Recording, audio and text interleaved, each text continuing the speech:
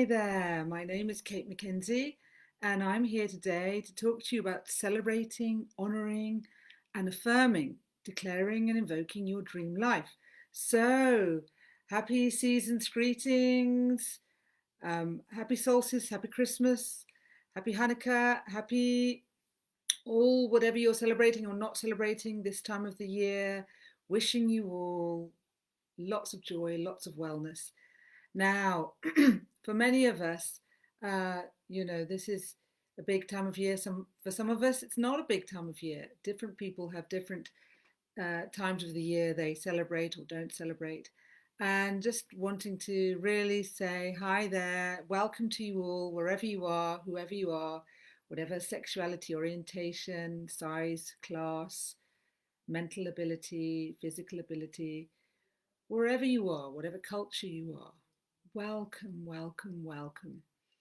We all have our diversity and our differences, and it's so important, especially in a year like we've all had together, to be gentle with ourselves, to be kind to ourselves, to honour ourselves, to affirm ourselves, to celebrate our wins, to acknowledge what's been difficult, to realise that we've all been through such a lot this year, so many ups and so many downs, and so much change, and change that sometimes happened several times a day. And so affirming yourself, celebrating yourself, being gentle to yourself, thinking about, what do I want to create, what do I want to be? Sometimes it can be very distracting, all these changes, and are we allowed this, are we allowed that, are we not allowed this, are we not allowed that, we're not allowed to see certain people,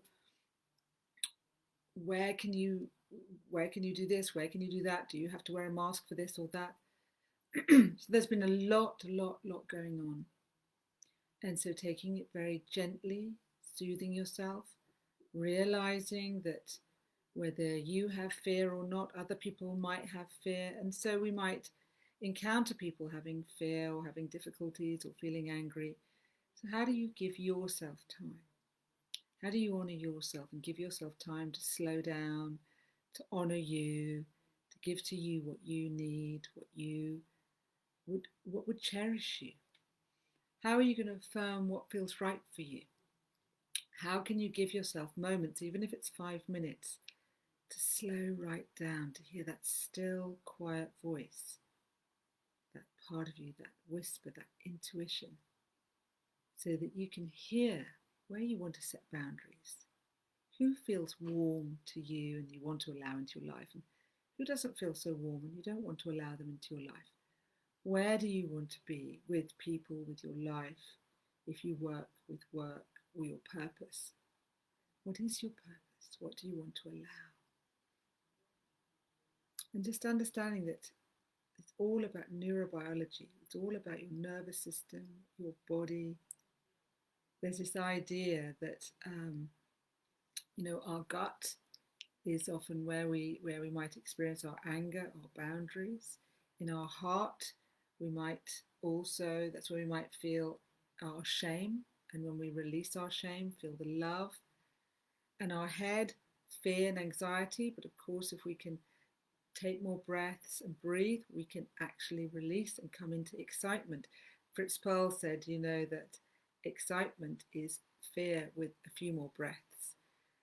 So can you right now allow yourself to take some breaths, to notice your body, to notice how you're feeling, to notice if you had no fear, no shame, no guilt, how would you like to be in your life? What would you simplify? What would you honour in your life? This is a time of year in some cultures where people give each other cards and presents. And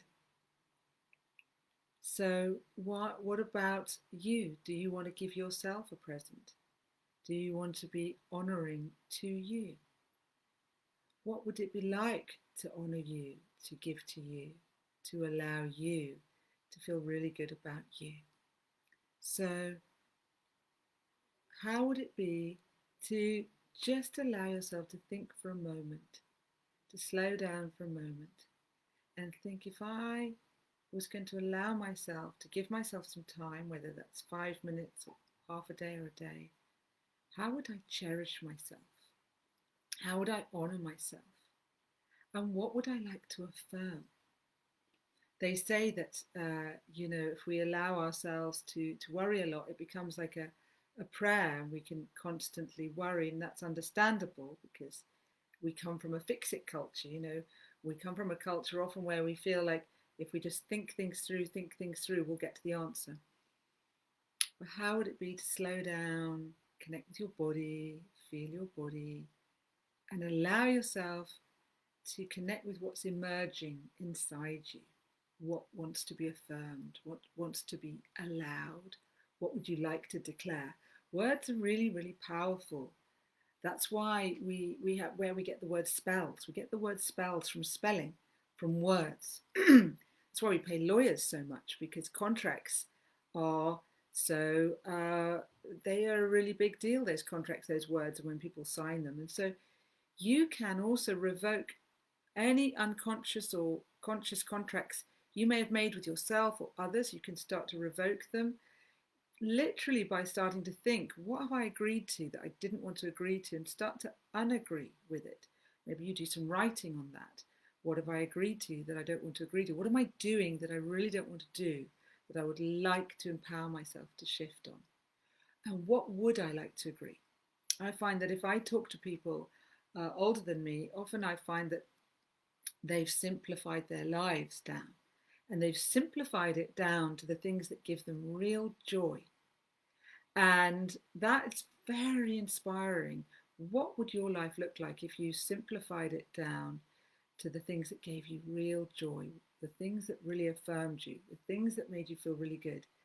And in that place, what would you dare do? Often we talk about taking risks in the sense of systematic desensitization, taking a little risk, a bit like people getting over a phobia over wasps. They might at first look at a photo of a wasp, and then they might sleep with a photo of a wasp under their pillow, or they might look at a video of a wasp before they go near wasps, just to build up their confidence around wasps. So if there's something you want to do, you would like to dare to do, how would you build your confidence around that? How would you dare do that? If you wanted to do a Facebook Live, for example, could you do a short one? Could you do a 2-minute one on a little subject? If you wanted to write a blog, could you do a short one?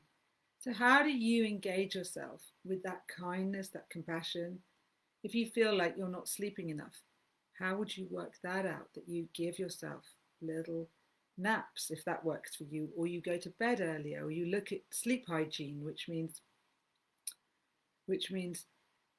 coming off screens earlier, which means maybe a herbal tea that helps you sleep. It means looking at or having a bath, relaxing, so that you're getting yourself into the sleep zone. So it's the same with life. What do you need if you're having any time off at this time of the year? How do you give yourself nourishment? How do you celebrate you? It might be that celebrating you is being with your family or being with friends. And that might be also a beautiful way for you. But again, if you're doing that and you're, let's say, engaging in making, let's say you're engaged in the Christmas parties, are you the one making all the food? Are you the one doing all the arrangements? And how can you make sure you take space for you? How can you make sure you give yourself boundaries? So all these parts of the puzzle are so important. And what I recommend people do is think about making yourself a feelingization. So this is from Ariel Ford, an American writer coach, and she talks about creating 2 paragraphs on how you want to feel, but you put it in the present. So let's say we're talking about this December period, whether you celebrate Christmas or you celebrate solstice or you celebrate Hanukkah or other festivals, whichever festivals you celebrate, or whether you're not celebrating religious festivals, you're celebrating just yourself, or you're just having quiet time. What she suggests is that you write 2 paragraphs as if it's already true about how you want to be. So I'm feeling relaxed, feeling calm. The key is feelings. So often people say to me, oh, I'd really love a partner, I'd really like a new job, or I'd really like money or health or wealth or whatever it is they want. But the key is, what would you feel if you had that new partner? What would you feel if you had more money? The key is the feelings, because as you probably know, people do get partners and they're not always happy with that partner. So what you want to put in is, I have a lovely partner who I feel really happy with. We're really enjoying each other. It feels really blissful, gorgeous. I've created a December where I have long walks and I feel happy and contented. I'm calm, I have enough sleep, I am meeting with people or I'm with family, whichever your choice is, and it feels really harmonious. Now, part of this is because we program our lives. We're like computer programmers with hard drives and software, and we can update the software. If you feel like Christmas has been stressful for you, or this time of year, or any of the celebrations at this time of year have been stressful for you in any way, would you like to program it that it's lovely and it works for you in a way that's right for you? And how would you make your celebrations? Is there a special person you want to spend time with? And so in your feelingization, you would describe your period for this year. Does it have space? Does it have time? Does it have relaxation? Can you hear your inner thoughts? Do you have lovely ways of connecting, but they're right for you? Do you have your boundaries? What qualities are in this space? Qualities are things like peace or community, grace, love, service. Do you feel like you want to give service in this time, and how would you do that in such a way that feels in harmony with you? So it's all about coming into your own attunement, attuning with you and then attuning with others, noticing what attunement feels like, and understanding that, at this time of year, some people get stressed. Some people might get frightened, might get angry, might disappear. This time of year can trigger people in different ways. So how do you handle that too, so that you don't have to take it personally, that you can hold yourself safe, you can look after yourself, and you can notice your own Wi-Fi, your own neural Wi-Fi. So where are you? If you're noticing you're getting triggered, can you give yourself space and time to be with that? Or if you're triggered by someone else's behavior, can you give yourself love, kindness, to slow down, to be with your own body, your own embodiment, and to allow that sense of kindness for you? Dr. David Hamilton talks about kindness and how when we're kind to others and kind to ourselves, oxytocin opens up in our body and it relaxes us and opens us up. So are there ways to come into being kind to you? Are there ways to signal that kindness to you? What would that be? In coaching, they always say, if you've done something well, how can you celebrate that? And people often forget to do that. They just move from next thing to next thing. So how can you do that? How can you celebrate yourself? How can you allow yourself to be the important one? Alongside all the things you might have going on, alongside all the things you might want to give to, how can you also give to you? So the thing about this giving to you is it's also about receiving. So I thought what I would do is do a little meditation about receiving, because many of us are really good at giving, or sometimes it can feel frightened to be giving. Actually, it can feel frightened to go out there and connect so much with people. But many of us don't receive very well. So often I say, I meet people and they'd like a partner, or they'd like a new job, or they'd like a new connection. And the truth is that many things will turn up. I was with a friend recently and we went to, we have these open art houses. Now we went to an art exhibition and there was a man talking to her, very sweetly engaging with her. And it was afterwards she thought, maybe he was really interested in me, but she hadn't got herself quite ready to think somebody wanted to connect with her more. So she hadn't quite got ready to, make more of a connection and swap details. But just that got her into thinking, maybe she could open up more. And so what I'm saying to you is that many of us have opportunities, and some of us see it, some of us don't see it. Some of us see it and witness it, but realize afterwards they could have done something about it. And some of us get ready that opportunities may come and get ready for that moment and open up to that moment. So I thought I could do a little meditation about receiving and opening up and just kind of allowing yourself to be actively receptive to the idea that you can relax and open up your heart. Life offers different opportunities in beautiful ways, not only just nature, the sun, the sky, the clouds, the mountains, wherever you are in your life, but just also the sense that life is giving. So if you take a few moments just to relax, to breathe in and to breathe out, very gently taking time to soften and relax, breathing in and breathing out. And as you're doing this, noticing how you are in your body, noticing how you feel, noticing what's feeling contracted, what's feeling open, what's feeling maybe tense or numb. Just noticing these different parts of your body. Noticing and seeing if your eyes can relax, your eyeballs, your tongue, softening your belly.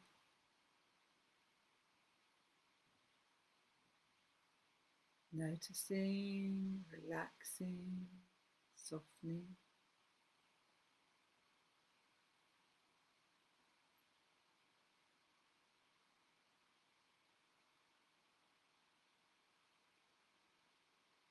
And allowing that sense of slowing down, coming into your body, feeling your feet, feeling your legs, your arms, your hands, noticing all different parts of your body, softening and melting, and surrounding yourself in a beautiful, pure, sparkling, golden light. And just breathing in this golden light so it comes into every cell in your body. So you're breathing in and breathing out this golden light, softening, relaxing, opening. Just allowing the sense of active receptivity, opening to being receptive. It's really allowing yourself to be soft, relaxed. And then very gently, still feeling your feet, feeling yourself in this golden egg, this bubble of light, sparkling light, softening you, relaxing you, connecting with your chest, your heart, and breathing in, breathing out of your heart, noticing your heart, noticing how your heart feels.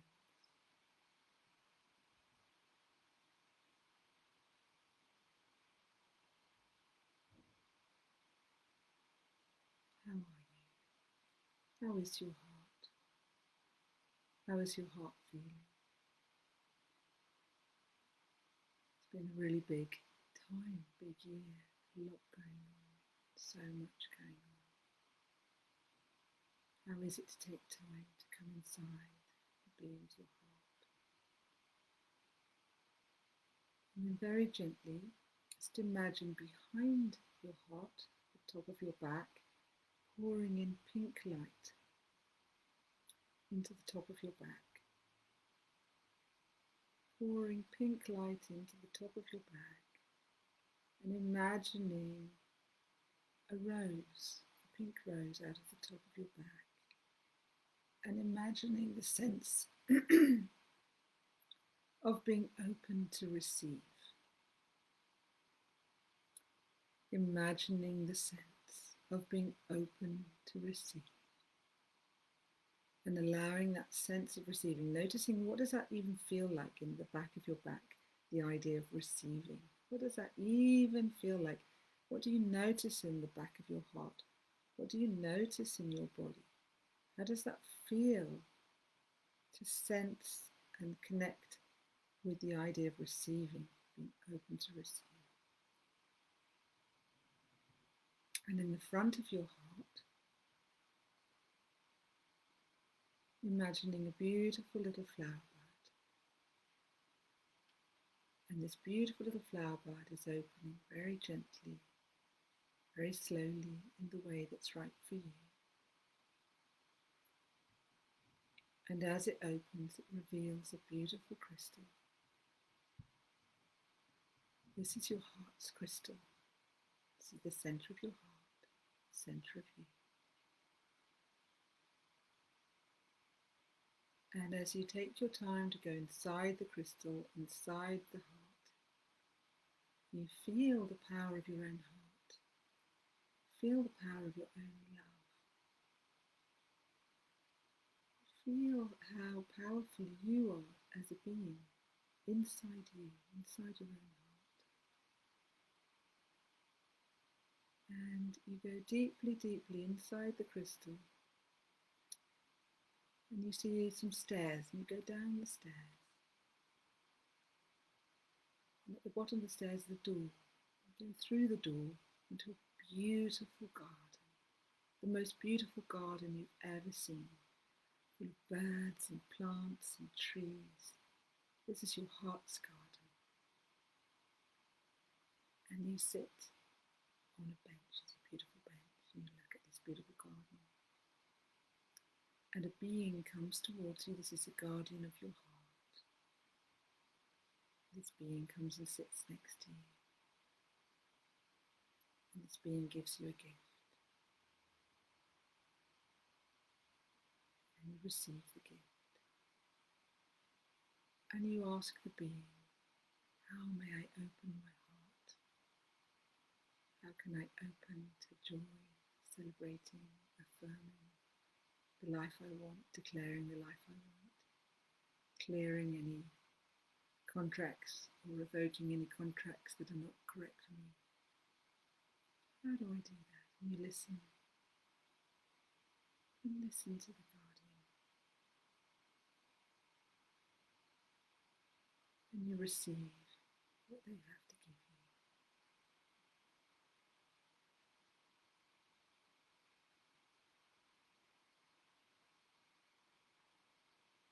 And you ask them what you need to keep going, to keep honouring, to keep self-loving. And you listen to what they say.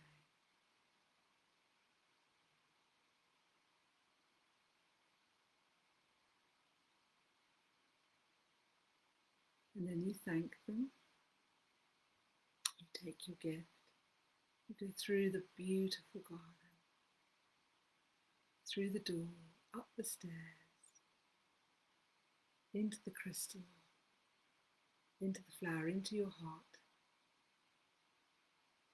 And you come back into you. So the crystal and the flower are back in your heart again. You're back in you, and you feel that connection. You feel that connection with you, with your heart, with your body.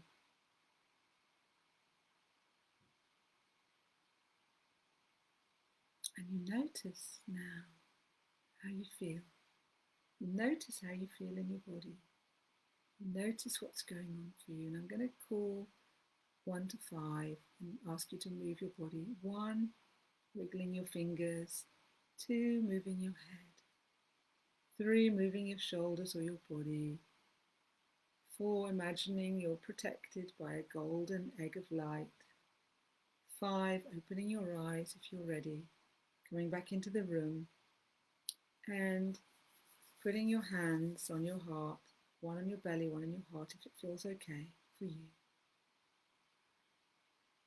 And affirming to yourself that you are going to cherish yourself. So I cherish myself.